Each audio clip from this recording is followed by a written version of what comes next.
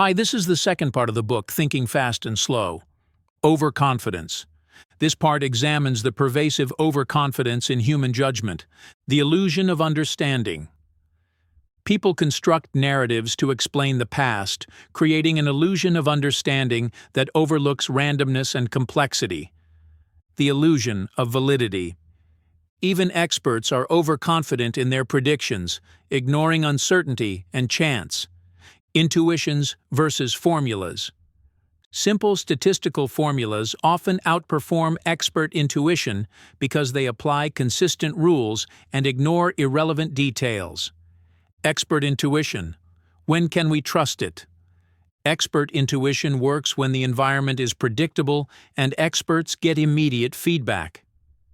Outside of these conditions, intuition is unreliable. The outside view. The outside view focuses on statistical base rates and averages rather than inside details, leading to better predictions. The engine of capitalism. Overconfidence drives entrepreneurship and economic activity, but also causes excessive risk-taking and failures. Choices. This section explores how people make decisions, focusing on the psychology behind economic choices. Bernoulli's errors.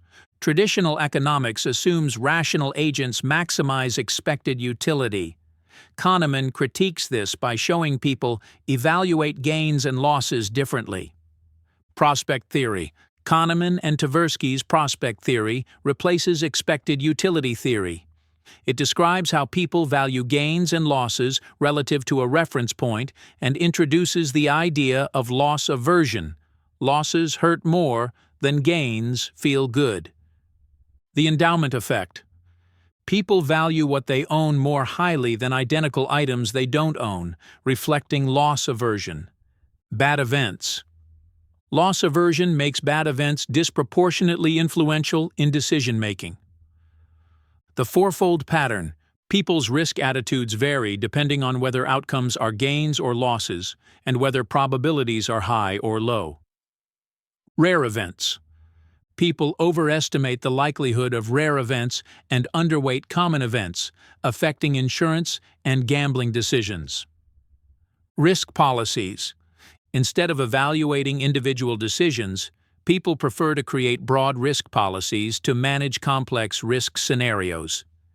Keeping score.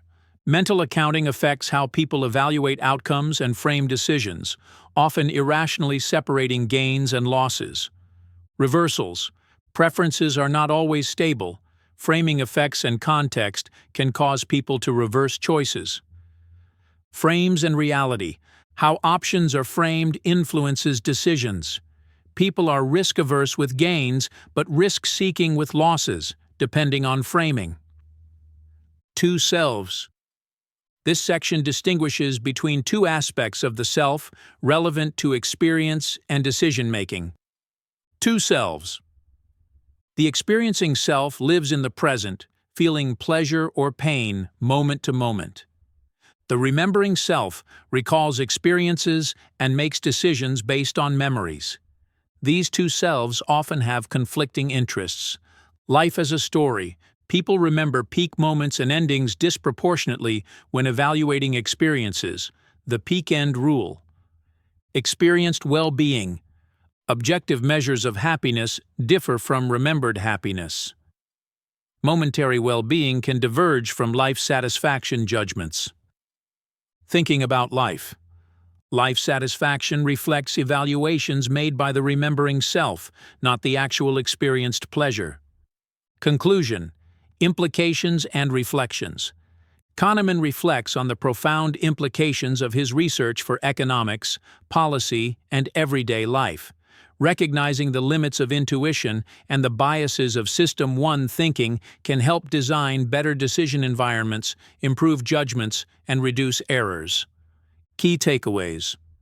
Human thinking is governed by two systems: fast, automatic, System 1, and slow, deliberate, System 2.